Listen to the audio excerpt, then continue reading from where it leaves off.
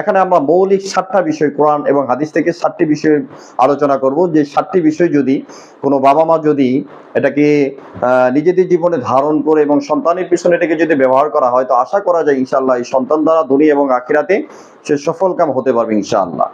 প্রথমে আমরা আসি সন্তান প্রতিপালনের ক্ষেত্রে আমাদের মৌলিক দায়িত্ব কি। আমরা 7টি মৌলিক দায়িত্বের কথা এখানে আলোচনা করব। তার মধ্যে প্রথম যে চ্যাপ্টার বা প্রথম যে অধ্যায় রয়েছে সেটি হচ্ছে সন্তানকে আখিরাতমুখী শিক্ষায় শিক্ষিত করা। অর্থাৎ আমরা যদি কোরআনের ভাষ্য অনুযায়ী সেটা বলতে যাই, আল্লাহ রাব্বুল আলামিন কোরআনের মধ্যে বলেছেন, ইয়া আইয়ুহাল্লাযীনা আমানু কু আনফুসাকুম ওয়া আহলিকুম নার। এই লোক সকল, এই ঈমানদাররা, তোমরা নিজেদেরকে জাহান্নামের আগুন থেকে বাঁচাও এবং তোমাদের পরিবারস্থ যারা রয়েছে তাদেরকে জাহান্নামের আগুন থেকে বাঁচাও। আল্লাহ রাব্বুল আলামিন এখানে নিজেদেরকে জাহান্নামের আগুন থেকে বাঁচানোর জন্য বলেছেন, পাশাপাশি পরিবারস্থ যারা রয়েছেন, সন্তানাদি যারা রয়েছেন তাদেরকে জাহান্নামের আগুন থেকে বাঁচানোর জন্য বলা হয়েছে। কিন্তু আমরা কয়জন বাবা মা আজকে দুনিয়াতে রয়েছি যে আমাদের সন্তানদেরকে এস্টাবলিশ করার ক্ষেত্রে বা তাদেরকে গ্রাজুয়েট কমপ্লিট করার ক্ষেত্রে আমরা যতটুকু শ্রম ব্যয় করি, তাদেরকে সত্যিকারে মানুষ হওয়ার ব্যাপারে আমরা কতটুকু চিন্তা করি। আমরা সব বাবা মা চাই যে আমাদের সন্তান ডাক্তার হোক, আমাদের সন্তান ইঞ্জিনিয়ার হোক, আমাদের সন্তান দেশ কাঁপানি বিজ্ঞানী হোক, বা সে কলামিস্ট হোক, জার্নালিস্ট হোক। আমরা বিভিন্ন ধরনের চিন্তা করে থাকি, কিন্তু একজন সুসন্তান, আমরা কখনো কি এই চিন্তা করেছি যে আমাদের সন্তান একজন প্রকৃত ভালো মানুষ হোক, সে টেন্ডারবাজি না করুক, সে চাঁদাবাজি না করুক, সে সমাজের মধ্যে দুর্নীতি না করুক, মিথ্যা কথা না বলুক। কিন্তু আমরা যদি একটু অ্যানালাইসিস করে দেখি যে আমরা আমাদের সন্তানের ক্ষেত্রে সর্বাগ্যে যে ভুলটা করে থাকি, যে তাদের জন্ম সনদের মধ্যে আমরা প্রথমে একটা মিথ্যাকে ঢুকিয়ে দেই, যে মিথ্যার মধ্য দিয়ে আমরা তাদের জীবনটাকে স্টাডি করা শুরু করে দেই, বা তাদের লাইফটাকে আমরা চালু করি একটা মিথ্যার মধ্য দিয়ে। কেন? যে আমার সন্তান যেন বেশি দিন মানে চাকরি করতে পারে বা চাকর হয়ে থাকতে পারে।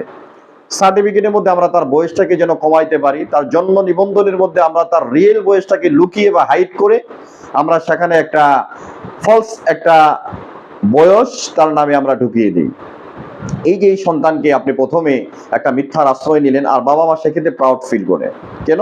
যে আমার সন্তান যেন পরবর্তীতে বেশি দিন সরকারি চাকরি করতে পারে বা সরকারি চাকরির ক্ষেত্রে তার বয়সটা যেন বেশি থাকে। কিন্তু এই যে একটা সূক্ষ্ম মিথ্যা আপনি তার জীবনের মধ্যে, তার লাইফের মধ্যে ঢুকিয়ে দিলেন, এটিকে আপনি কখনো একবারও চিন্তা করেছেন যে আমি বাবা হিসেবে, আমি মা হিসেবে আমার সন্তানের এই কাজটাকে আমার জন্য নৈতিক, বা আমার জন্য এটি কি করণীয়, বা আমার জন্য এটি কি ঠিক হলো কিনা? এই চিন্তাধারা বা এই চিন্তা এটা আমাদের কখনো মনে আসে কিনা? আল্লাহু আ'লামু বিসওয়াব, আল্লাহ তাআলাই ভালো জানেন। তো এই জন্য সন্তান মানুষ করার ক্ষেত্রে আগে সর্বাগ্যে আমাদেরকে দেখতে হবে যে সন্তান মানুষ হয়েছে ভালো কথা, কিন্তু তাকে ভালো মানুষ হতে পেরেছে কিনা। আপনি সন্তান পড়ালেখায় কম পারে, আমার সন্তান পড়ালেখায় কম পারে, এতে কোনো সমস্যা নেই। আমি আমার সন্তানদেরকে বলতে চাই যে তারা যদি পড়ালেখায় কমও পারে, কিন্তু সে যদি নৈতিকতা শিক্ষা নেয় বা তার আদব, আখলাক, চরিত্র, ক্যারেক্টার ভালো থাকে, এতে পড়ালেখাতে পিছিয়ে থাকলেও আলহামদুলিল্লাহ, এতে কোনো সমস্যা নেই। কিন্তু একজন ছাত্র, একজন শিক্ষার্থী, একজন সন্তান যদি পড়ালেখায় সর্বোচ্চ মার্ক নিয়ে রেজাল্ট করে বা সর্বোচ্চ গোল্ডেন প্লাসও পায় বা বরিষ্ঠেনও করে, এরপরে তার মধ্যে যদি নৈতিকতা না থাকে বা তার মধ্যে যদি ধার্মিকতা না থাকে, তার মধ্যে যদি ধর্মের ব্যাপারে, রিলিজিয়নের ব্যাপারে বা মনুষ্যদের ব্যাপারে বা বাবা মার ব্যাপারে তার ভিতরে যদি বিদ্বেষ থাকে, বাবা মার ব্যাপারে তাকে যদি বাবা মার দেখাশোনার ব্যাপারে তার যদি হেজিটেশন থাকে, তাহলে এই ধরনের সন্তান দ্বারা আখিরাত এবং দুনিয়ার মধ্যে কোনো ফলাফল আসবে না। এই জন্য আমরা ভালো শিক্ষিত করার আগে একজন ভালো, আজকের দুনিয়ার মধ্যে দেখা যায় যে অনেক সন্তান শিক্ষিত, কিন্তু শিক্ষিত হওয়ার পরে তার বাবা মার শান্তিতে নেই। অনেক সন্তান আবার অশিক্ষিত রয়েছে, এরপরেও তার বাবা মা শান্তিতে রয়েছেন। সুতরাং শিক্ষা ও শিক্ষা এই দুটাকে আমরা কম্পেয়ার করতে চাই না, বরং আমরা কম্পেয়ার করতে চাই যে ভালো মানুষ হওয়া। সুতরাং একজন সন্তানের ভালো মানুষ হওয়ার কোনো বিকল্প নেই। আর এই ভালো মানুষের শিক্ষা এটা পারিবারিক অবস্থান থেকেই আসবে। এই জন্য কোরআনের শিক্ষা অনুযায়ী প্রথমে তাকে ইসলামী এডুকেশন, মানে কোরআনের ভয় বা আল্লাহর ভয় তার দিনের মধ্যে ঢুকিয়ে দিতে হবে। কারণ একজন সন্তানের দিনের মধ্যে যদি আমরা কোরআনের এই প্রেরণাটাকে জুগিয়ে দিতে পারি বা কোরআনের ভয়টাকে ঢুকিয়ে দিতে পারি বা আল্লাহ প্রদত্ত বিদ্যা সম্পর্কে তাকে বেসিক ধারণা দিতে পারি, আমার মনে হয় সে সন্তান যদি জজ হয়, উকিল হয়, ব্যারিস্টার হয় বা যে কোনো সরকারি লেভেলে সে চাকরি করুক না কেন, তার ভিতরে যে আখিরাতমুখী একটা চিন্তা চেতনা, সেটা তার কর্মজীবনের মধ্যে প্রতিফলন হবে ইনশাআল্লাহ। দ্বিতীয় নম্বর হচ্ছে সন্তানকে নামাজের জন্য নির্দেশ দেওয়া। সন্তানের বয়স যখন 7 বছর হয় তখন তাদেরকে নামাজের জন্য নির্দেশ দেওয়া। আল্লাহ রাসূল সাল্লাল্লাহু আলাইহি ওয়াসাল্লাম বলেছেন, মুরু সিবিয়ানকুম, তোমরা তোমাদের বাচ্চাদেরকে নামাজের জন্য নির্দেশ প্রদান করো। যখন তাদের বয়স 7 বছর হয়, এবং যখন তাদের বয়স 10 বছর হয় তাদেরকে বিছানা থেকে পৃথক করে দাও। কারণ বর্তমানে আমাদের সমাজের মধ্যে ধর্ষণ, ব্যভিচার, অন্যায়, এটা পারিবারিক ভাবেও অনেক ক্ষেত্রেই আমরা সোশ্যাল মিডিয়া সহ বিভিন্ন ইলেকট্রনিক মিডিয়া, প্রিন্ট মিডিয়ার মধ্যে এমন নিউজ পাই যেগুলো আমাদের গা শিউরে ওঠে। এই জন্য বাচ্চাদেরকে এডুকেশন বা মানুষ করার ক্ষেত্রে তাদের বিছানা পৃথক করা বা তাদের বেড়ে ওঠার ক্ষেত্রে তাদের ম্যাচুরিটির দিকে লক্ষ্য করা, এটা আমাদের জন্য, সন্তানের জন্য বা বাবা মার জন্য অত্যন্ত জরুরি কাজ। বিশেষ করে সালাতের দিকে, নামাজের দিকে। সন্তান অনেক বড় মানুষ হয়েছে কিন্তু সে নামাজ কালামের ধার ধারে না, বাবা মার ধার ধারে না, সমাজের বৃদ্ধ মানুষকে সম্মান করে না, মুরব্বীদেরকে সম্মান করে না। এমন সন্তান আসলে বাবা মার জন্য এটা ভালো ফল বয়ে নিয়ে আসে না। সুতরাং শিষ্টাচার বহির্ভূত সন্তান এটা জাতির জন্য, আমাদের জন্য, বাবা মার জন্য, সবার জন্যই ক্ষতিকর। সন্তান যদি ভালো হয়, যেটা বাবা মার জন্য যেটা চক্ষু শীতলকারী। আবার সন্তান যদি খারাপ হয়, এই দায়ভার সন্তান নয়, বরং বাবা মাকেই নিতে হয়। কারণ তাকে আদব দিয়ে, সেভাবে শিক্ষা দিয়ে তাকে গড়ে উঠতে পারেনি।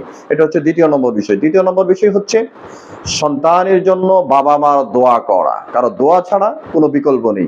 আল্লাহ রাসূল সাল্লাল্লাহু আলাইহি ওয়াসাল্লাম হাদিসের মধ্যে বলেছেন, আদ-দুআ মুখুল ইবাদা, আদ-দুআ লা ইয়ারদ্দু বাইনাল আযানি ওয়াল ইকামা। দোয়া আজান এবং ইকামতের সময় যদি কোনো দোয়া করা হয়, আল্লাহ তাআলা সেই দোয়াকে ফেরত দেন না। এবং সন্তান যদি বাবার জন্য দোয়া করে বা বাবা মা যদি সন্তানের জন্য দোয়া করে, সেই দোয়াকেও ফেরত দেওয়া হয় না। আল্লাহ তাআলা কোরআনের মধ্যে শিক্ষাও দিয়েছেন, রব্বিরহামহুমা কামা রাব্বায়ানি সগীরা।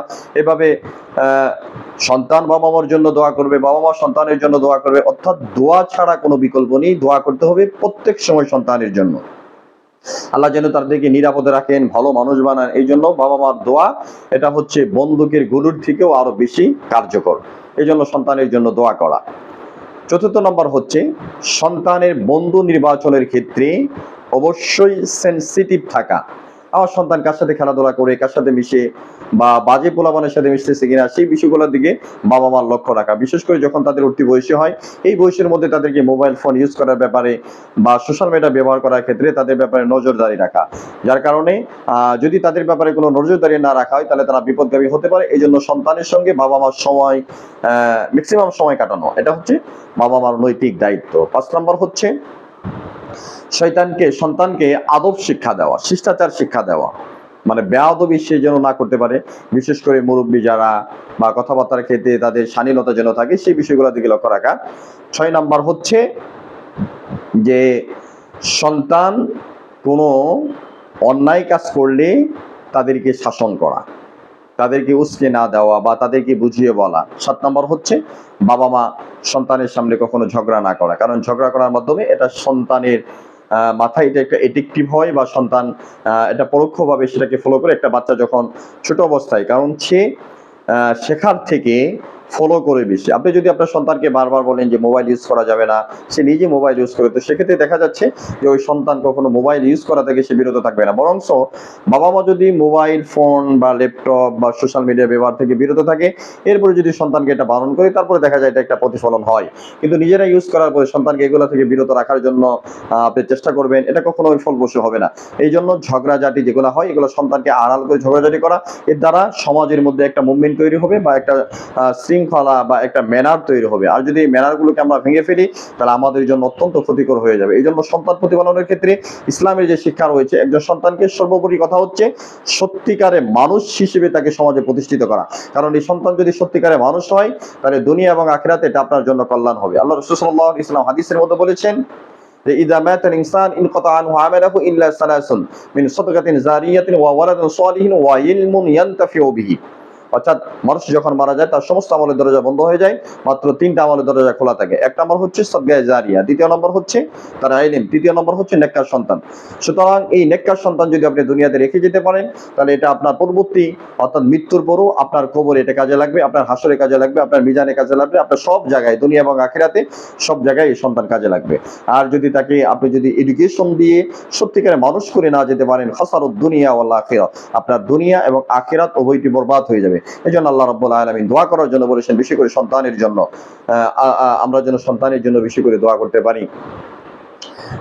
এই জন্য বারবার সন্তানের জন্য দোয়া করা, বিশেষ করে নামাজের পড়ে, তাহাজ্জুদ পড়ে, বিভিন্নভাবে হাঁটার সময়, চলার সময়, সবসময় সন্তানের জন্য দোয়া করা। কারণ দোয়া হচ্ছে তাদের জীবনের পথ পরিক্রমা বদলে দিতে পারে। রব্বানা হাবলানা মিন আজওয়াজিনা ওয়া যুররিয়াতিনা কুররাতা আইন ওয়াজআলনা লিল মুত্তাকিনা ইমামা। এভাবে দোয়া করা যে আমাদের সন্তান, আমাদের স্ত্রী তারা যেন আমাদের চক্ষু শীতলকারী হয়। তো আমরা এই বিষয়গুলোকে যদি মনোযোগ দিয়ে বা আমরা এগুলোকে যদি আমাদের সমাজে বা আমাদের সন্তানদের ব্যাপারে প্রয়োগ করতে পারি, আশা করি আমরা আমাদের ফ্যামিলির মধ্যে একটা আনন্দময় অবস্থা বা একটা সুশৃঙ্খল পরিবেশ তৈরি করতে পারবো ইনশাআল্লাহ। আল্লাহ তাআলা আমাদেরকে সন্তান মানুষ করার ক্ষেত্রে, তাদের পিছনে সময় দেওয়ার ক্ষেত্রে আমাদেরকে আরো গুরুত্ব সহকারে সন্তানের পিছনে সময় ব্যয় করার বা তাদের বিষয়াদিগুলো সব দিকে খেয়াল রাখার তৌফিক দান করেন। এই আশাবাদ ব্যক্ত করে আলোচনা শেষ করছি। আসসালামু আলাইকুম।